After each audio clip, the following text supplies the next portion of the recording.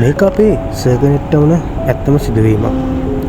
Sir campus එකේ ඉඳලා කාලයකට පස්සේ ගෙදර ආවට පස්සේ වුණ සිද්ධියක්. සර්ගේ ගම අරන්විල පැත්තේ තිබුණ දොස්කර එකක්. මේක මගේ අත්දැකීමක් විදියට කියන්න.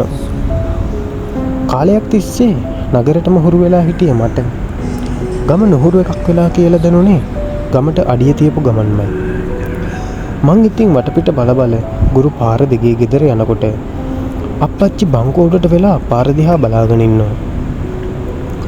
මම යනකොට හවස 2ට විතර ඇති. ගිනි ගහන මද්දානේ. ගෙදර ගිහින් නාලා කන ගමන් අම්මලත් එක්ක චූටි කතාවකුත් දාගෙන ඉඳලා කාමරයට ගියා චූටි ඇලර්ට් එකක් දාන්න. එකපාරටම අප්පච්චි කතා කරලා කිව්වා, පුතේ අද රැට හේනට ගිහින් හේන පොඩ්ඩක් බලාගනින්කෝ. මට කකුල් අමාරුවක් ඇදිලා තියෙන්නේ කියලා. කැම්පස් ගියාට මට මේ දේවල් නුපුරුදු දේවල් නෙමෙයි. ඔහොම ඉඳලා හවස 7ට විතර අම්මා මල්ලක් දුන්නා. ඒකේ තිබ්බේ කෑම එකයි වතුර බෝතලයකයි ටෝච් එකකුයි. හදිස්සියට වෙලාවක්වත් බලාගන්න කියලා මං අතේ වදින ඔරලෝසුවත් ගත්තා. මං දැන් මේ මල්ලත් අරන් ලන්තෑරුම් මෙලිය පත්තු වෙන ගෙවල් මැද්දෙන් ෆුඩ් බයිසිකලේම හේනට යනවා. හේන තියෙන ගම කෙළවරේ මහා ඉලුක් ගාලක කොනට වෙන්න. ඒ පැත්තට යනකොට නම් මහා මූසල ගතියක් දැනෙන්නේ. පාළුවට ගිහින් මුළු පැත්තම මං කාලෙකින් ආපු නිසා ඒක මට තදින්ම දැනුණා. මං හේන මැදින් තියෙන චූටි අඩිපාරේ ගින්ගහ උඩ තියෙන පැලට ගොඩ වුණා. ඒ වෙනකොට වෙලාව රෑ 8ට විතර ඇති. මං පැලට නැගලා ඒ ළඟින් යන දොළපාර දිහා ටිකක් වෙලා බලන් හිටියා. ඒ එක්කම බඩගින්නක් ආපු නිසා කෑම එකක් මල්ලෙන් අරන් කාලා දැම්මා. කාලා ඉවර වෙලා චුට්ටක් ඇහැ පියාගත්තා. දන්නේම නැහැ ඇගේ තෙහෙට්ටුව නිසාම හොඳට නිින්ද ගිහින්.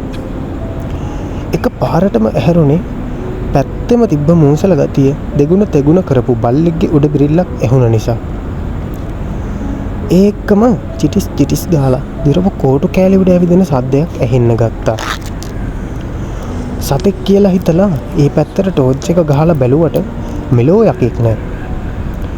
අවුලක් නැති නිසා ආයෙ චුට්ටක් ඇස් පියාගන්න කියලා හිතලා ඇලුණා විතරයි. දුල පැත්තෙන් රෙදි ගලිය ගහන සද්දයක් ඇහෙන්න ගත්තා. වෙලාව බලනකොට 11ට ඇති. මේ යක්කු ගස් නගින වෙලේ රෙදි හොදන්නේ කවුද කියලා බලන්න මම පැලෙන් බැහැලා දුල ගාවට ගිට්ටු කරා. හාදේලියක් තිබ්බ නිසා පැහැදිලිව පේනවා හැමදේම වගේ. දුල ළඟට යනකොට අවුරුදු 30ක විතර ගෑනු කෙනෙක් රෙදි හොදනවා. මට පුදුමයි. මේ මහරෑ රෙදි හොදන්නේයි කියලා. මං ළඟට ගිහින් උගුර පෑදුවත් ගාණක්වත් නැහැ. බිමපලන් රෙදි හොදනවා. මමම කතාව පටන් ගන්නවා කියලා හිතලා ඇහුවා. අක්කා මොකෝ මේ ආවේලාවේ දොළ ළඟට ඇවිත් කියලා. කුඹුරට ගියා වතුර හරවන්න. දැන් මේ එන ගමන් කිව්වා. ඒ කටහඬේ තිබ්බ බරගතිය නිසාම මට හිතුණා මේ ගෑනු කෙනෙක්මද කියලා. ඒ තරමට ඒ කටහඬ ගැඹුරු. වෙන මුකුත් අහන්නෙම නැතුව මම පැලට යන්න ගියා. පැලට නගින්න හිණමකට අඩිය තියනවත් එක්කම මහා හූ හඬකුයි ඔරලෝසුවේ 12 කඩසමයි වදින්න ගත්තා.